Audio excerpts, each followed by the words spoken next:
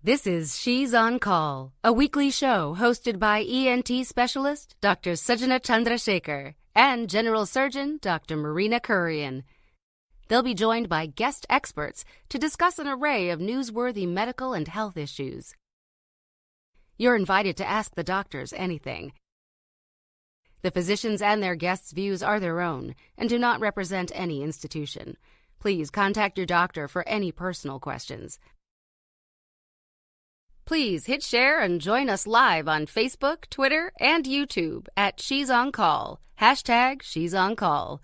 Please welcome our hosts. Hello, I'm Dr. Sujana Chandrasekhar. I'm an ear, nose, and throat surgeon in New York and New Jersey. I'm Marina Kurian. I'm a general surgeon in NYC. I do a lot of weight loss surgery, foregut, and also do some medical weight loss. It's great to have you here. Marina, it's our 12th show. Can you believe it? I know. We first started this show together because we thought it would be a great opportunity for us to discuss and reach out to people and discuss medical issues. And we started off talking about COVID, but, and at some point, we both would like to stop talking about COVID and want to see the tail end of this pandemic. But so we've been talking a little bit about that as well as other timely news topics and medical topics. So I think we had two overarching goals when we started this show. Maybe three. One, we were bored of the pandemic, so we wanted to do something, and we wanted to do something together, which I think turned out really well. But we wanted to highlight physicians and other healthcare workers that maybe did not look exactly like what people pictured in their minds when they thought about healthcare professionals. And we wanted to cut through a lot of the fake information that was being spread around social media and try to provide facts and thoughtful opinions to you, our viewers. So one of the things that we talked about is highlighting the accomplishments as we move to more diversity and equality in healthcare. And we got great news this week. My very dear friend, Carol Bradford, who is a top head and neck surgeon, otolaryngologist, was chair of the department at Michigan and vice dean at Michigan, has now taken the role of dean of the medical school at Ohio State College of Medicine at The Ohio State University. There may be 50% of medical school classes that are women, but only a handful reach these upper echelons. Carol is going to start in that position on October 1st, and she's going to be the fourth woman president of the American Academy of Otolaryngology Head and Neck Surgery starting in mid-September. So kudos to Carol. Well, as you guys may or may not know, Dr. Sujana there was the past president. You're the immediate past president, correct? I was the third woman, yes. Third woman. Mm-hmm. Yeah. That's really fantastic. So that is great. And there was another thing, we wanted to give people sort of real facts, explain it to you in a way that everyone who's watching can understand medicine. And I think Sujana and I do that really well in our practice. So we thought this was a great venue. But there's so much misinformation that's out there. So one of the other things that we wanted to talk about was this op-ed that came out talking about hoaxes that are making our jobs harder. And so these are two Twitterati stars, Dr. Seema Yasmin and Dr. Craig Spencer, talking about all these things that you guys may be seeing either on Facebook or on Twitter that are actually not facts, but are hoaxes.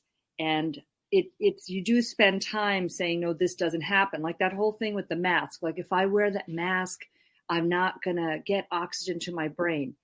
We are in the operating room doing high level stuff and need our brains. And you obviously can breathe through it. And the oxygen levels are not affected in the operating room when we wear our masks. So that was like one thing that we saw a lot of. There's another one, Suju, that you saw. Yeah, so this week I actually got asked on WhatsApp and Facebook and a number of areas about this video that's going by that has beautiful production value that says basically the forehead temperature measuring device, which kind of looks like a water pistol. You kind of point it at the person's forehead, was somehow causing brain damage, and specifically damage to the pineal gland, which is very deep in the brain. It's in the midbrain, quite deep in, and controls melatonin and controls some hormonal secretions. But that is hogwash. The video is beautiful. It's very well made, very nice quality of hogwash. So no, taking your temperature with a gun or an infrared ray or whatever will not give you brain damage. So please don't listen to things that sound crazy. What I love about that gun, though, and I was just saying that this morning because my friends, I'm at a friend's house and they have it. They were checking temperature. They checked mine, and I was like, it's so weird. Like, I used to, in my office, I had the ones that you put in your mouth with the new covers, right? Mm-hmm. We switched to the forehead. There was the ear one. We switched to the forehead scan, which is just really a wipe across the forehead. Where was this gun before the pandemic? Like, right. I'm so glad they made it. Are you kidding? This is so fantastic. Now it really is no touch. You don't have to. The other one with the forehead scan, you wiped it down. It obviously would break down after a while because you keep wiping it with alcohol wipes. So this is actually a fantastic intervention, and it does not cause brain damage. No. And we are live on Facebook and Twitter and YouTube and Scroll.in. Valerie Fitzhugh Cull says, looking forward to another great show. So are we. We have some amazing guests on.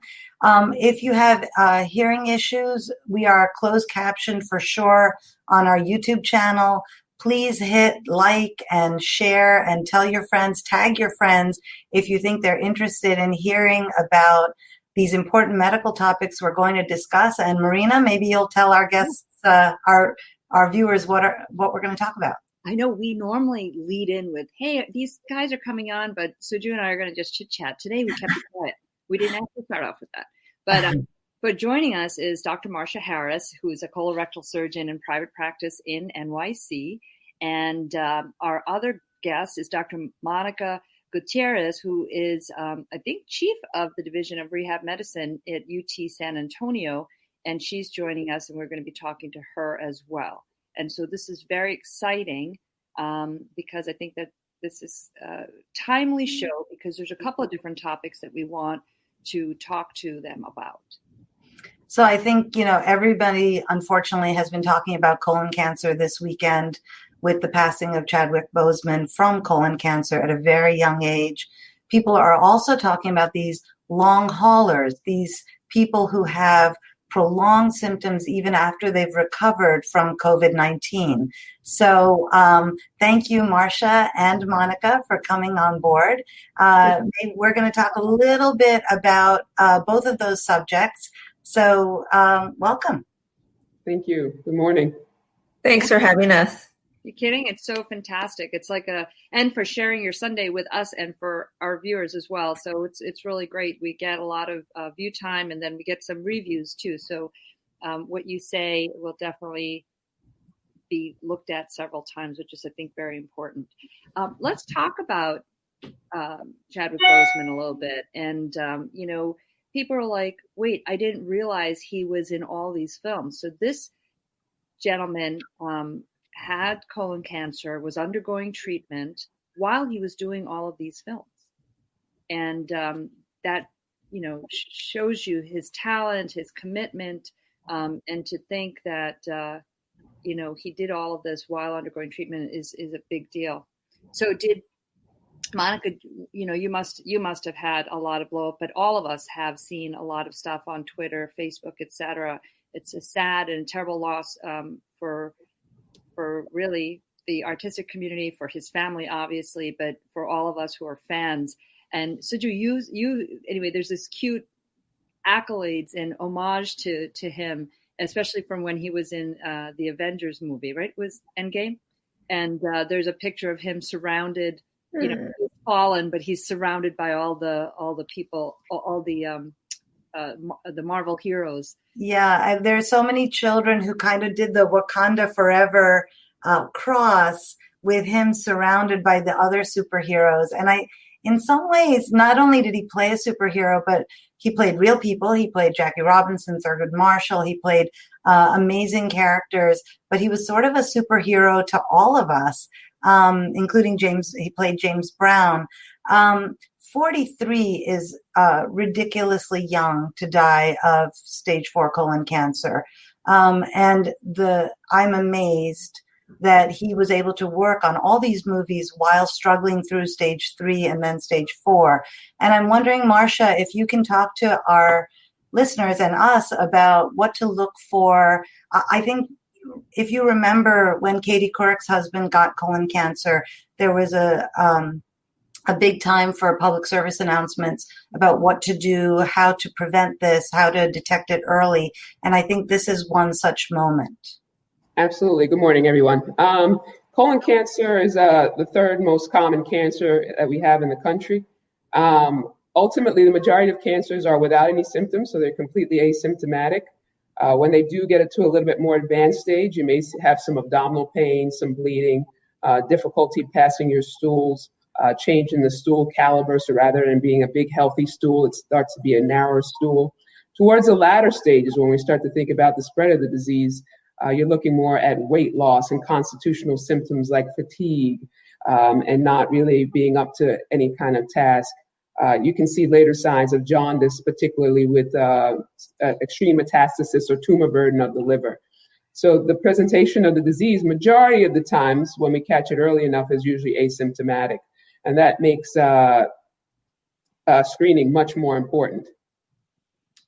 So, if they're asymptomatic, and I know we have a slide up there of the symptoms to look for that you talked about. And it is unfortunately still the second leading cause of cancer deaths. And although the average age is older, we do see it, unfortunately, in younger people who may be disregarding some early signs and symptoms or don't meet the screening criteria. So can you talk to us about different ways to screen for colon cancer, even in asymptomatic individuals? Absolutely. You touched on an important point, because our younger population usually sees blood in the bowl or have difficulty moving their stools, and they will commonly attribute it to hemorrhoids. So bringing those patients in and talking to them and getting their full story and addressing their symptoms are important. For those patients who don't have any symptoms, the primary care physicians become a particular ally to us, because they're able to send these people for screening methods. And you see on the slide there, we have simple things like fecal occult blood testing, where they give us some stool samples and we test for microscopic blood. Other simple things would be that kind of testing coupled with the sigmoidoscopy, because the fecal occult blood test only tests for right-sided bleeding and not so much left-sided bleeding. So adding sigmoidoscopy to the mix helps us identify left-sided colon cancers. And ideally, what we like to do is screening colonoscopies, where you prepare your colon by getting the colon clean the day before by drinking laxatives, and we bring you in and sedate you and look throughout your colon with a camera through the scope. The other thing that we have available now is Cologuard, which patients do at home. And it's not replacing this form of screening, but what it does is advocate for patients who are really resistant to getting colonoscopies, that if they get a positive test on the Cologuard, it really, we really encourage them to come in and let us do these colonoscopies so we could further evaluate them. I love how you put that in about, hey, you take some laxatives and just do a prep before the colonoscopy. Having turned that age, which we should talk about too, in terms of screening, what age should we start? And obviously family history matters. A prep is no joke. I was originally planning on going to a concert that night. I'm like, I'll just do the prep and then go to the concert. And my husband's like, he had already gone through it. He's like, oh, you're not leaving the house. I'm like, what are you talking about? I'll be fine. No, he was right. I had to stick so close to the bathroom. I stayed in the bathroom for 3 hours. My son was like, are you okay? What's happening? I'm like, prep. I have a prep. I'm doing a prep. It was, it's funny now in retrospect, but it is not a joke. Absolutely. Well, we have better preps now, since probably you've gotten yours. We have lower volume preps, which patients tend to tolerate much better, rather than the 4-liter jug that the older population might have seen in the past. We have things like movie prep and Clean Pick and PlenView, which cut down the volume, but does rely on you drinking a fair amount on your own. The prep is a prep. There's really no way around it. You got to poop. You got to get it clean. So, you got to go through that part of it. But if that's the worst part of us catching cancer early, I'll stay in the bathroom a long time. Yeah, I love that, Marsha. Well said. Well said. So next we have Dr. Gutierrez. Monica, welcome. We were debating. We were like, do we say PM&R, which is physical medicine and rehabilitation? Do we say rehab physician or rehab medicine, or do we say physiatry? And it turns out they're all correct, right? And you guys do such a breadth of stuff that we're like, it's not just, work for, after a stroke, it's cardiac rehab, it's orthopedic rehab. It's so many different things that you guys cover, really. Right. It doesn't matter. Just call me. As I said, call me what you want to call me. Physiatrist, physical medicine and rehab medicine.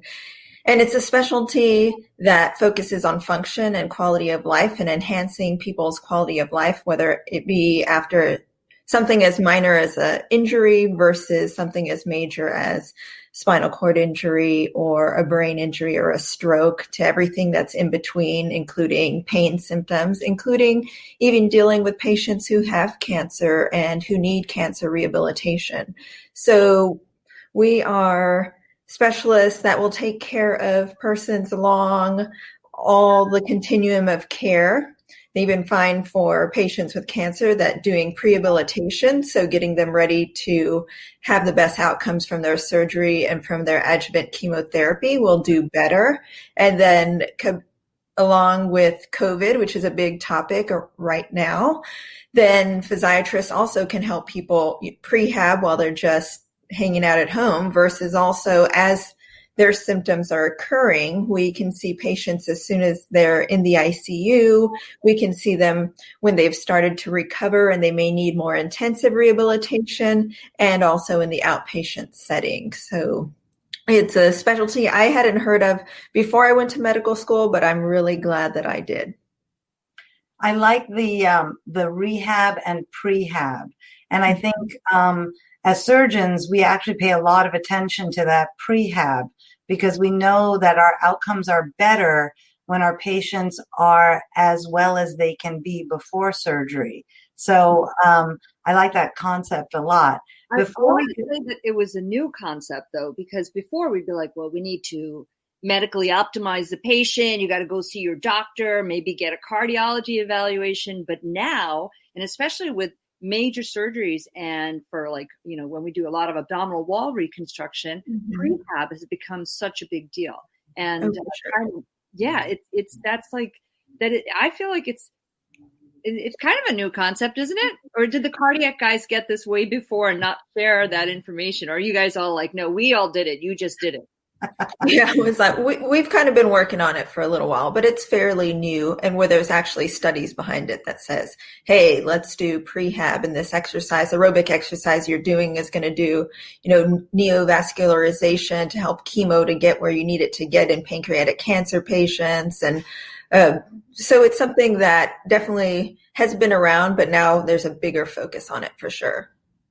So I'll tell you, in my world, when we're going to do skull-based tumor surgery or acoustic tumor surgery, and the patient is expected to be quite dizzy and vertiginous post-op, we actually rely on prehab to maximize their vestibular status before surgery so that their recovery is faster. And you're right, Marina, nobody held it back from us. I think this is a relatively new concept that has really taken off, and our outcomes are so much better. The length of stay in the hospital is less.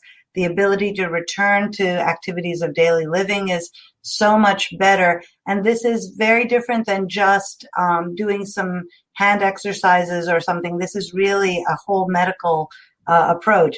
I wanted to point out that we have people watching from all over. We have Helm Apollo Ali watching from Las Vegas. We have somebody whose name I didn't quite catch watching from Kashmir. We have usually Ermine Hero watching from Finland. We have Mark Lee watching from North Carolina. We have people watching from all over.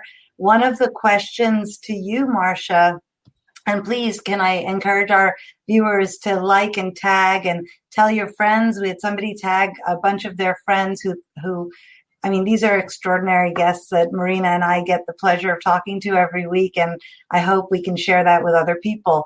One of the questions we had was about general anesthesia versus propofol versus something else for colonoscopy. And maybe we can segue from that, Marcia, into the stages of cancer. So we heard about Mr. Bozeman having stage 3 cancer while he was making those movies, and then eventually dying of stage 4 cancer. We've heard differently about Duke's classification of cancer. Maybe you can tell us a little bit about what all those words mean. Sure. Let's go a little bit back to the previous question about the sedation or the anesthesia used for the colonoscopies. The majority of colonoscopies are done under just sedation with propofol anesthetic. And this is an anesthetic that we give to sedate the patient so they're comfortably sleeping and breathing on their own. And once the procedure is over, when we shut it off, there's usually a pretty quick wake-up process. General anesthesia is usually reserved for patients who are high risk. In any way, maybe they have a pulmonary issue or cardiac issue that make them high risk, and you cannot do them under sedation. And those types of colonoscopies are naturally done in the hospital. Okay. In regards to the stages of colon cancer, I'm just going to keep it very basic. We use a T&M staging. We got rid of the Duke's classification. T meaning the amount of tumor invasion you get, N being the nodal lymph node involvement, and M being metastasis, which means the spread from where the tumor originated to a distant organ. So stage 1 is pretty much a tumor that will involve the superficial layers of the colon. And this is pretty easily treated with just surgical resection with a 5-year survival of 90%. Stage 2 cancers are cancers that go a little deeper into the colon, like into the muscle and towards what we call the serosa, which is the outer lining of the colon. And this also is treated very well with a surgical resection, with the exception of some patients who have high risk factors, such as, poor tumor biology, whether or not it is gone beyond the wall or perforated through the wall, or the nature of the biology may involve mucinous cells or signet cells, which portend a poor prognosis. Stage 3 cancers are cancers that involve the lymph nodes. And these type of cancers will require adjuvant chemotherapy, which means chemotherapy after the removal of the cancer. And then stage 4, like we talked about before, is when the cancer has spread beyond the primary tumor into distant locations, normally the liver, followed by the peritoneal surface, which is the inner lining of the abdomen, to the lung. Brain is not normally seen, but can be seen usually in rectal cancers. Yeah, that's a lot. And I have friends who've gone through this, and in terms of this ongoing, the disease, you catch the local disease, but then they have a spread, and it's so worrisome, mainly because I think for most people, once you know you have lymph node involvement, right? So you have the tumor, and then it's in the colon, and then it moves to the lymph nodes. And then once you have that, even though you might have excised the area and you have no evidence of disease, some of those patients still get the metastasis at a later time. And so it's that constant worry that can be really hard. How do you deal with that, Marcia, with your patients? Well, I mean, I think the difference now is that we have some better chemotherapy choices than we did in the past. With the addition of oxaliplatinum chemotherapy, we've seen that what used to be a 40 to 50% survival for someone with advanced stage 3 colon cancer, we're now seeing up on the orders of upper 60s to 70% of patients having a 5-year survival. So with these improvement in our chemotherapies, we're seeing better survival. However, recurrence is an issue because obviously if there's 70% of people who have a 5-year survival, there's 30% who don't. So recurrences are a challenge, and that's where monitoring is very important. I normally do it in conjunction with my medical oncologist that I use. Initially, after the immediate post-operative period, when the patient's doing well and they start chemotherapy, everything goes well. Following completion of that, we see them every 3 months and we send blood work, particularly the CEA. Now, CEA is a marker that we use. It's a non-specific marker that we use, and we get it before the surgery, and we use it after the surgery to monitor recurrence. So when we start to see increases in the CEA, that's a sign that there's probably a sign of recurrence coming on or present. And in that case, PET scan, which is positron emission tomography scanning using a CT scan in addition, will help us locate any of these areas of recurrence. Now, if it's a local recurrence, we have surgical resection still available where we can go in and re-resect that area or remove whatever it is. However, if there's distant spread to the liver or the lung, then it becomes more complicated and more controversial. Certainly, chemotherapy is on the table. And then if there's only a solitary metastasis, like a single hepatic metastasis, we can excise that, and the same with the lung. Obviously, though, once you start to get distant spread, your 5-year survival is going to decrease. So I think that's really important. I think you've raised these huge concepts that are really important for patients to understand. So I think you talked about the asymptomatic individual or somebody who's young and healthy, feels great, and should start screening at least at 45, and certainly younger if they experience any of the other symptoms you talked about. I think you talked about the different outcomes when we catch the tumors early versus when they are quite late by the time we catch them. And I think you talked about the ongoing care that both the surgeon, the gastroenterologist, and the oncologist can give the patient, and screening measures that we have. And this is really, this speaks to the continuum of care that we try to provide all patients, whether their problem is cancer or otherwise. And sort of switching gears back to COVID-19 at the moment, we are seeing worldwide increases in cases. We've had over 180,000 deaths in the United States from this. The U.S. is still, unfortunately, at the top of the leaderboard for cases. And we are actually at the top of the leaderboard, not only for all cases, but for active cases and ongoing cases. And in the beginning, we thought it was one and done. So either you got better or you had a terrible course and perished. And now we're seeing something that we're calling long haulers. And these are the people with ongoing symptoms that we didn't really expect from the beginning. And this is somewhere where we've seen a lot of data come out that's early. Marina and I always talk about the fact that we didn't know about this disease before January of this year. But Monica, Dr. Gutierrez, maybe you can talk to us about who these long haulers are, what kind of symptoms they have, and what can we do to ensure that they have as good a quality of life as they go forward. And you know what? I want to interject one thing. There are at least 2 recent articles about this concept of long haulers, which is why we wanted to discuss it. And we were so thrilled because we saw, Monica, your tweet on the topic, because it was people were supposed to be getting better and they weren't, and now we're realizing that there's a I guess not chronic. I don't know. I don't think we know, right? It's been 9 months. This is right. Like a horrible viral pregnancy. It's horrible. Like we just don't know all the answers right now. Yeah, we don't. And I think what we're just seeing what's come out of it. And one of the first papers that came out was one that came out of Italy that said, here are these patients that had COVID. For the most part, the ones in the study were not hospitalized, and that they looked at their symptoms 2 months later, and that 87% of people were still having ongoing symptoms 2 months after they had COVID. So these were moderate type COVID symptoms and still having then ongoing symptoms 2 months later: fatigue, shortness of breath, inability to do exercise, aches and pains, headaches.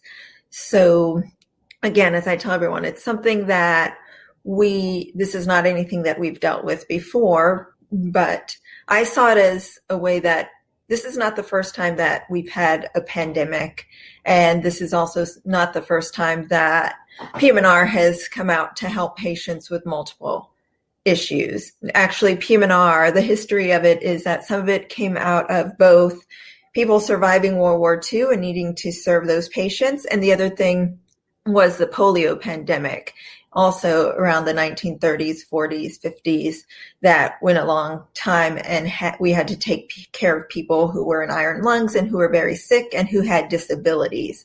And so I said, this is our opportunity now as physiatrists to take on a new pandemic and take care of people as early as in the ICU, where we know about PICS, or post-intensive care syndrome, and we care for people with symptoms in the ICU, to now where we have patients with these long hauler symptoms. So months after they've had COVID, they continue to have symptomatology. That study that you showed from the University of Indiana shows us, the top 5 symptoms that people are having. Again, the fatigue, overwhelming amount of post-viral fatigue, which has been shown that other viruses can cause. Muscles and body aches, shortness of breath, difficulty breathing, difficulty with concentration, people just saying, I can't find my words it's like I used to, my memory's not as good as it was. And then hard to exercise, especially these are people that said, I used to be able to go and walk miles or jog miles, and now I can't even walk around the block. And then headache, pain symptoms. And yes, if you go down and look at the list, anxiety, dizziness, and a lot of the anxiety is then coupled with the worry about what's going to happen to them, or what, you hear these horror stories, or you read about things of sudden death, or people doing better and then getting a lot worse. And so that made a lot of anxiety, plus the social distancing. They're not able to be around people or their friends, and they're not home and getting very anxious about their disease state. And so these are things that we're seeing. There's different clinics that have been set up, and I say some of it I'm used to working with because my day job is I usually take care of patients who have strokes or traumatic brain injury, concussions, and some of these symptoms are similar. They may have dizziness, they may have headaches, they may have a difficult time exercising or concentrating. And again, physiatrists take care of patients of all. We are trained in lots of disease states. We know about patients who need cardiac rehab, or who may need pulmonary rehab, or who have been in the ICU. So for that reason, I think that we're exceptionally well ready to take care of patients with the effects of COVID-19.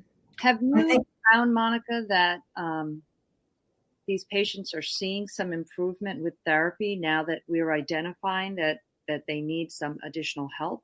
And I think obviously this is a recent-ish development where we're figuring this out, and we as the royal it's you guys that are taking care of them.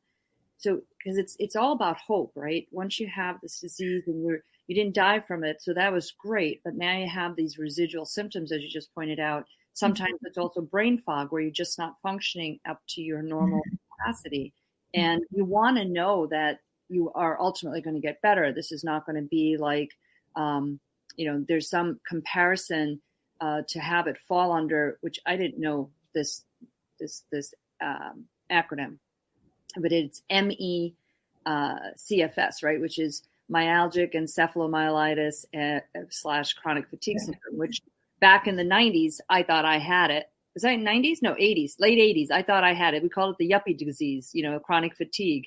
And, it could have been based on chronic Epstein-Barr virus or something like that. But now what it is showing you that these patients might fall into another category that will have to encompass a long hauler. What are your thoughts on that?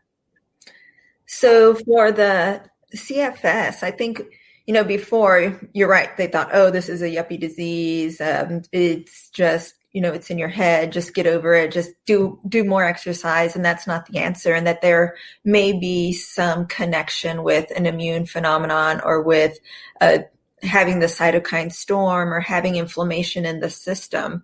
And that we know that it's not just, go see your therapist and get over it and, go exercise some more. We really have to be careful how we treat those patients, and how we get them back to function is, you can't just push them, because then they're going to go 2 steps back. It has to be very symptom limited therapy, and start slowly and step by step, and then also continue to do the research on what's the underlying causes, what's making it worse. Do we have to work on the inflammatory part of it? So it's something that, I believe that it can definitely be connected, and that we need to start looking at some more. And that rehab, to answer your question even at the beginning, was that rehab, the correct directed rehab, is going to help people with different symptoms. The other thing to bring up is there are some papers also and research that's showing the cardiac effects of COVID, with there being effects of including myocarditis. And so we have to make sure that we're also screening patients as they get back to activity as well. And they are, College of Sports Medicine, cardiologies come out with papers that say these are how you need to screen athletes who are young, who are getting back to sports, especially, they're doing this at the college level, football, et cetera. But, we need to do that in adults too, and in patients who are surviving COVID, and to ensure that, they're not going to, because if you do have a myocarditis, you actually are not supposed to be pushing exercise, because there's an increased risk of sudden cardiac death, or are you going to get heart failure related to myocarditis, and that need to be treated. So I think, one of the slides we put up earlier showed some red bars and the blue symptoms. And what it's showing us is that the symptoms that are defined by the CDC are in the red bars, but the symptoms that we're actually seeing as healthcare professionals are all those blue bars. So there is a disconnect as we learn.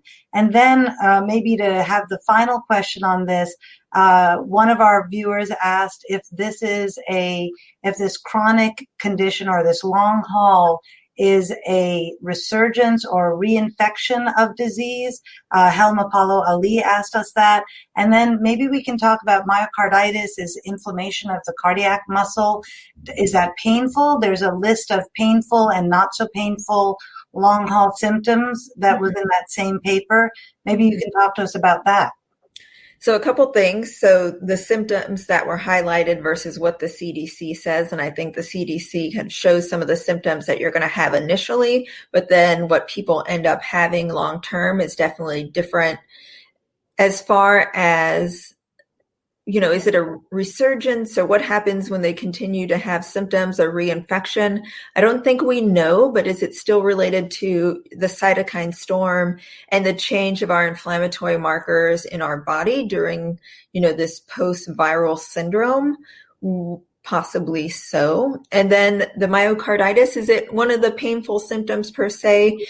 It does not have to be. It's not. Sometimes you don't even know that you have it. But the painful symptoms is anything from people having terrible headaches, body aches, joint pains, nerve problems. Yes, if you have chest pain or pressure, then that is definitely painful. And that's definitely something that would need a more further look in a cardiac workup type of way. But we're seeing nerve issues, neuropathy, including the patients that we're getting in the hospital. We're doing some EMG tests on them, and we are seeing nerve and muscle issues.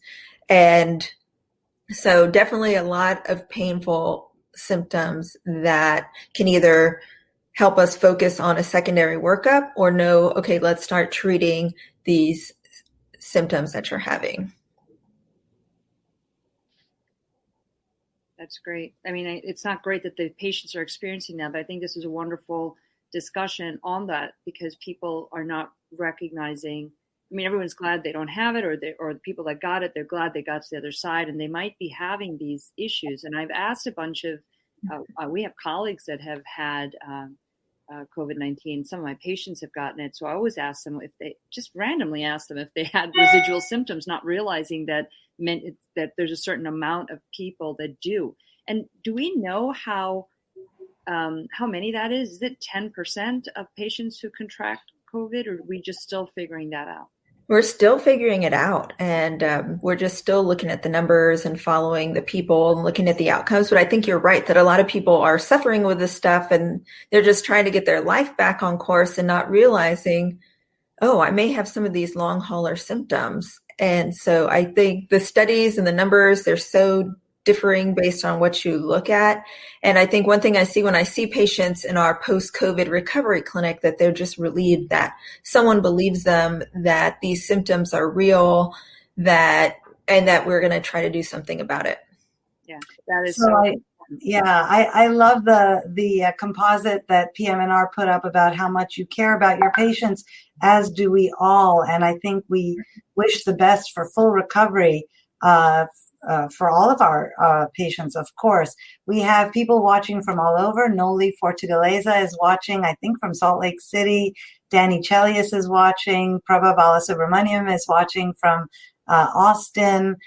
People are sending in a lot of questions. And one of the questions we got, Marcia, Dr. Harris, is about diet. So, we talk about going for screening and we talk about paying attention to your symptoms, but what does diet have to do with how our bowels work, and what is our risk for either colon or rectal cancer?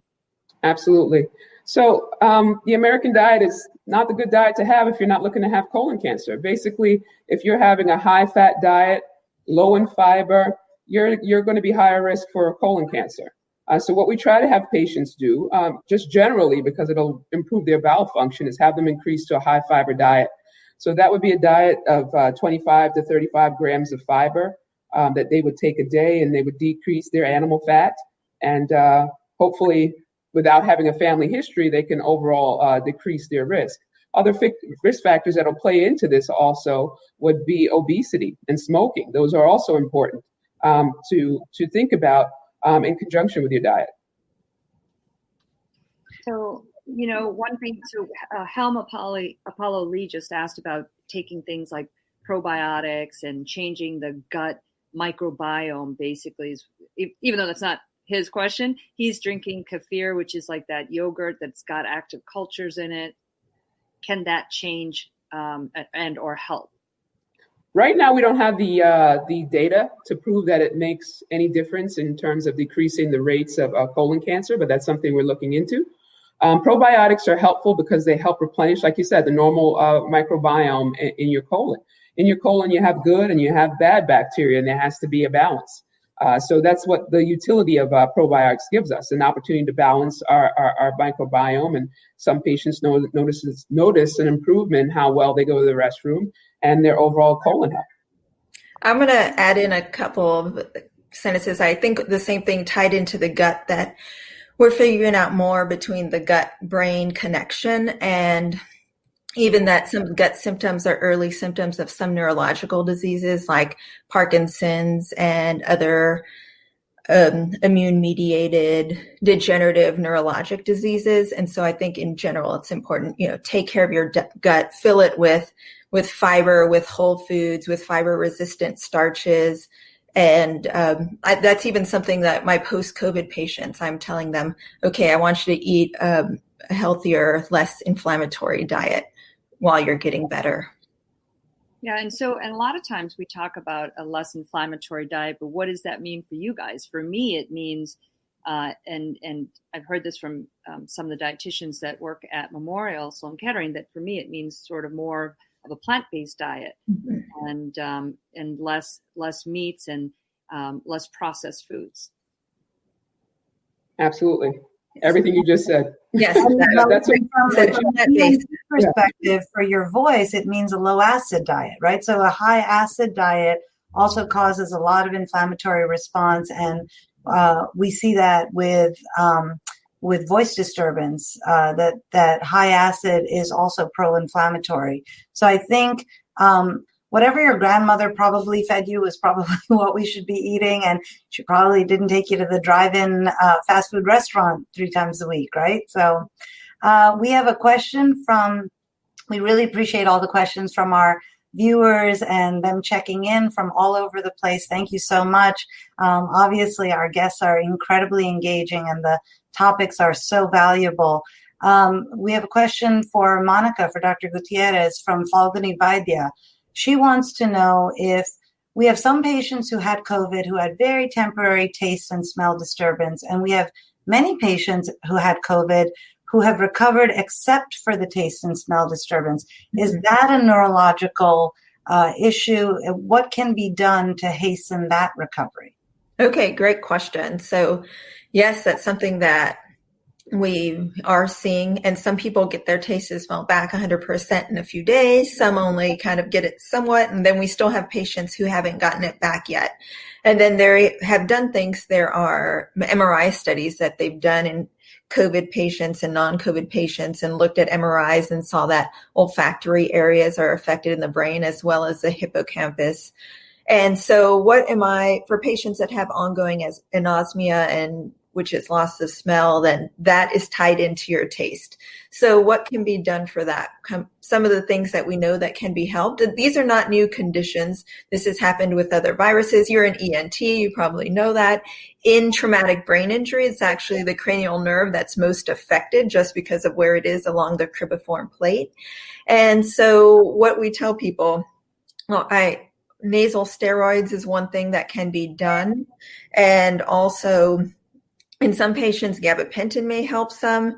The other thing that we do is smell training. And I know that seems a little funny, but it is actually true. And you can go online and read a little bit about it. But it really has something to do with, getting certain smells, getting, scented, and just work on smelling them a couple times a day and focusing on it in a mindful way while you're trying to smell it, and that helps smell come back. Also, it really also means when you're eating, you may have to spice it up a little bit more in the short term to get some of the taste back or to taste it a little bit more. So there are some things to do to work on it. That's amazing. I had no idea that you could do all that. Yeah, and one of the points we actually make to our patients is they will not be able to smell a gas leak or fire. So it's really, really important that they have the batteries changed on their smoke detector and their carbon monoxide detectors. It's really important. Anupama Binding-Navale, who is watching us from Bangalore, India, asked about hallucinations, and I think she meant olfactory hallucinations after COVID. And have you seen this at all? So it is. It's kind of a spectrum of what can happen to your smell. To either you have none, you can get cacosmia, which is, smelling something that's a terrible smell, having less of a smell, having no smell. So these are all kind of a spectrum of what happens when you lose your sense of smell. And like I said, on the MRIs showing the olfactory centers affected in the brain, that means the areas where your brain also takes in smell, and figures out what smell is. And so, yes, that can be seen for sure. But can you mitigate that at all? Oh, it's one of those things. Again, try smell training, try to see what happens with time. Monica and Marsha, actually. Marsha, I have a question. We started off the hour talking about Chadwick Boseman and his death at age 43, when we said that it usually, and you said actually, that occurs in later or older age groups. But is it true, or is it not true, that when you get it at a younger age, it can be more aggressive disease? Can it also be more, when you get it at a younger age, it can be a genetic syndrome or familial type of cancer? And I'm going to say, and there is in fact a racial disparity issue with colon cancer. So now we're just going to give you a really tough question to answer all at once, Marsha. Absolutely. I'll start with your side of it. There is a higher rate of colorectal cancer that occurs in the younger age in African Americans. And before we actually changed the screening protocol to 45 for everyone, there was some talk of whether or not we should be screening African Americans a lot sooner than the rest of the population. Indeed, you can have sporadic cancers that occur in a younger age, which means they don't have any hereditary base involved. It just happens because of mutations in certain genes along the way. Other things are related to hereditary cancers, such as Lynch syndrome, some cancers related to the BRCA gene, BRCA2 to be specific. So there are inherited colorectal cancers that can occur. But who knows, in his case, you'd have to really do a family history to look at not only colon cancers, but other cancers. Is there prostate cancer in the family? Is there ovarian cancer in the family? Is there breast cancers in the family? Because there are other genetic disorders such as the P53 gene, which controls a lot of tumors that when you have a mutation in the tumor suppressor gene of P53, you can develop any sort of cancer along the way. So we won't really know in Chadwick's case. And when we see early cancers like this, we do send them for genetic testing so we can sort that out. Because for them, their situation is their situation. But if there are other members of their family, it's important that we get those people into the mix to make sure they don't share the same fate. Dr. Harris, I really appreciate what you do. And just a little bit of my story. Oh, my father had colon cancer when he was young. He was in his late 40s and had a recurrence as well. And he's alive and he's doing well. But it is something that, we had to look. Okay, he was young. Did he have any of those genetic syndromes? Maybe not at the time that they found. This has been over 20 years at this point. And so I'm really thankful for those that study this, look at this, take care of these patients. It also made me get my colonoscopy before the official screening age, because if a family member had it when they were younger than 50, you're supposed to get it 10 years before they had theirs. So I had mine probably even a couple years later than I was supposed to, but still before the age of 45. And thanks. Yeah. So Anupama wrote back and said, first of all, I'm so happy your dad is doing well. And really, that is the story of many patients who get their cancers identified early, as Dr. Harris has pointed out. The Anupama was talking about the hallucinations of sharp temperature elevations during COVID-19. So, I think those are attributed to that sort of fever, hallucinatory state, the acute dehydration. Anything we can offer patients and their families who are a little freaked out by the hallucinations? It's peace of mind, just knowing that, yes, I think a lot of people want to know that it's normal. It can happen. You can, fevers can cause this, and just the inflammation that's going on in the system. And that for most people, this is going to pass. It's just that acute time that people are getting the hallucinations. So I have two more questions from viewers. Danny Chelius, who's an otolaryngologist, remembered a Metamucil together. I know, we're all like this cabal, right? He remembers this funny commercial about if you don't take Metamucil, you're going to get cancer. But all kidding aside, let's talk a little bit about if you don't have access to fresh fruits and vegetables, what can you do in terms of that kind of fiber? And then Benj Cantors, who is watching either from Chicago or from some idyllic place north of Chicago, asks about, isn't it always taking care about your microbiome? Colon cancer is actually, the reasons for colon cancer are multifactorial. So it's never just one thing. It's always helpful to maintain a healthy microbiome. So yes, it is important. I don't want to minimize that, but it's more than just one thing. And in regards to people who don't have access to healthy fruits and vegetables, there are other things you can do. You can use grains, such as like oatmeal and that sort of thing. Other things, like when I have my young patients who I know are not eating a healthy diet, they're in college or eating whatever they can get their hands on, I just usually tell them to take a supplemental fiber, whether it be psyllium, which is Metamucil, or Citracel, or Benefiber I like, because it dissolves, it doesn't taste like anything. I'm more likely to get them to take it if it doesn't taste bad and it's not coarse. So that's one option if a patient really doesn't have access to healthy, fruits and vegetables. Marsha, it's hard. You said when you have the younger people, which is funny. I like to tell my patients if they need fiber, I'm like, oh, take the orange Metamucil. It's like Tang. And like, what's Tang? Nobody knows what Tang is, but these kids today, they don't know what Tang is. All right, you guys, we're actually running out of time, sadly, because we could talk with you all day, except that you guys all have stuff to do. So let's start with Monica. If you want to give us your final 3 thoughts, you want to share with our viewers and the world at large, you can. Right.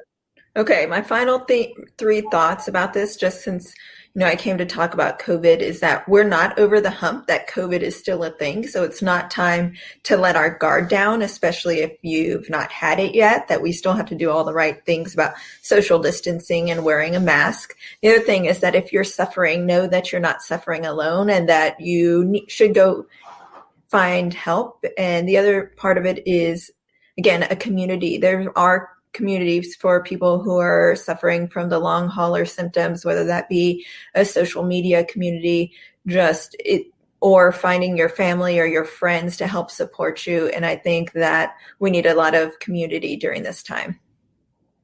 Excellent. And, one other thing, Marcia, before you do your top three, one of the topics that we didn't bring up during our Sujana Marina chat time was the fact that the CDC kind of walked back their recommendation to test asymptomatic people. And if we were going to just do a poll amongst ourselves, do we check people for COVID even if they don't have symptoms? I vote yes.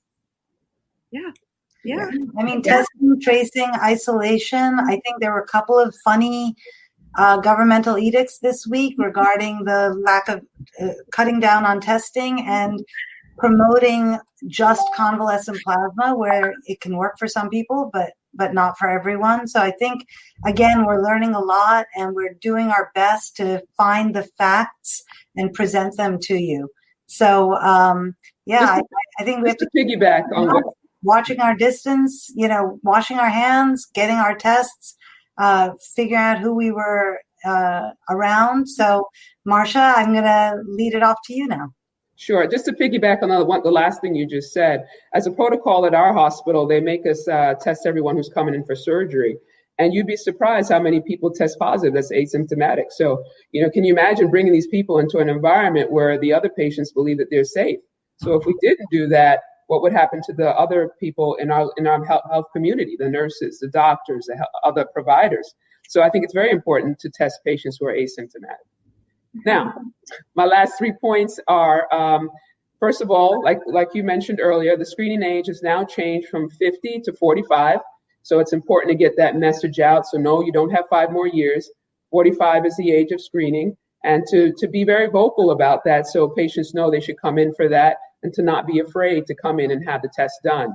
Number 2, if you have symptoms, don't just attribute them to hemorrhoids or something else and poo-poo them. Because like Chadwick Boseman, even though we don't know what his health history was, you can be young and healthy and this cancer can affect you. And lastly, just having colon cancer is not a death sentence. That's why we push so hard for screening practices, because if we catch it early, you can live a very long life. As Monica attested to, her father had it early, got a recurrence, and he's still doing well 20 years down the line. So early detection is very important. Well, I want to thank you guys so much for joining us today. It's been such a pleasure. We just got a tweet that somebody missed part of the show but loved this part. It's going to go catch up on the rest of it. And I want to thank all of you guys watching on YouTube, LinkedIn, Twitter, wherever you're seeing us from, and Facebook.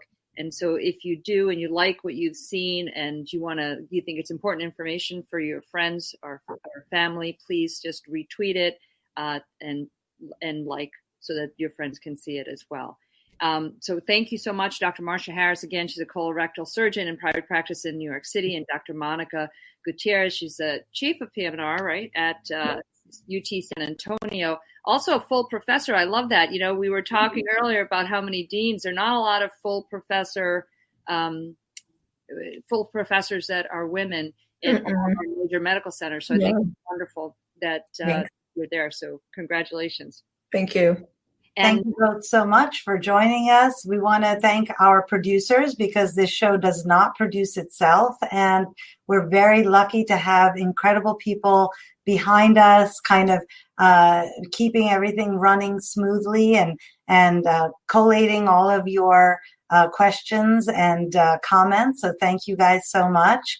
Next week is Labor Day weekend in America, and we are going to take the day off but we will have a best of episode, which I have to tell you, I love the best of episodes. We have such amazing guests, and our producers pick some snippets and share them with us. And so if you can, please watch either live or later, 11 a.m. Eastern time next Sunday as well. And we have a great new thing that's happening, Marina. We're excited.